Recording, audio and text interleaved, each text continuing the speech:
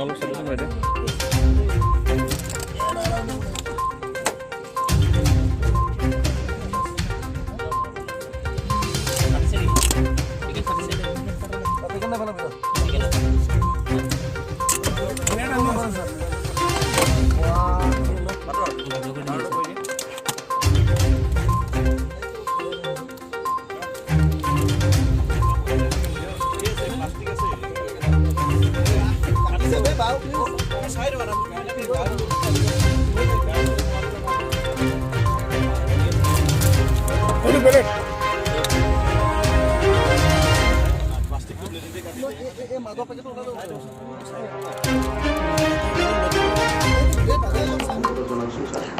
আমাৰ এটা secret information আছিলে সেই মৰ্মে আমাৰ খটখটি থানাৰ অচি মবলিক ব্ৰহ্ম এটা খটখটিত নাকা লগাইছিলে বৰপথাৰ অচি ধ্ৰুৱ বৰা তেওঁ ইয়াতে নাকা লগাইছিলে আৰু প্ৰায় দিনৰ ৰাতিপুৱা 10টামান বজাত এখন এনএল ৰেজিষ্ট্ৰেশ্যনৰ ব্ৰিজা বাহন এইখন খটখটি নাকাটো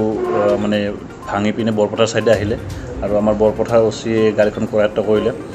কৰি পিনে গাড়ীৰ যোনটো আপোনাৰ ডোৰ পেনেলত যোনটো আছে তাতে এইটো ৱেল্ডিং কৰি আনিছিলে বস্তুটো আমাৰ এটা ইনফৰমেশ্যন আছিল কাৰণে আমি ৱেল্ডিংটো ভাঙিলোঁ স্পেচিয়েল মেকানিক অনা হৈছিলে তো ভাঙি পিনে তাতে আপোনাৰ আমি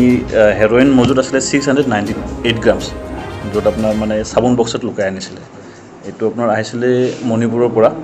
দুজন মানুহ আমি কৰায়ত্ব কৰা হৈছে এজনৰ নাম বিকাশ থাপা আৰু এজনৰ নাম অমন দুলহাল বজাৰ মূল্য কিমান হ'ব পাৰে স্যাৰ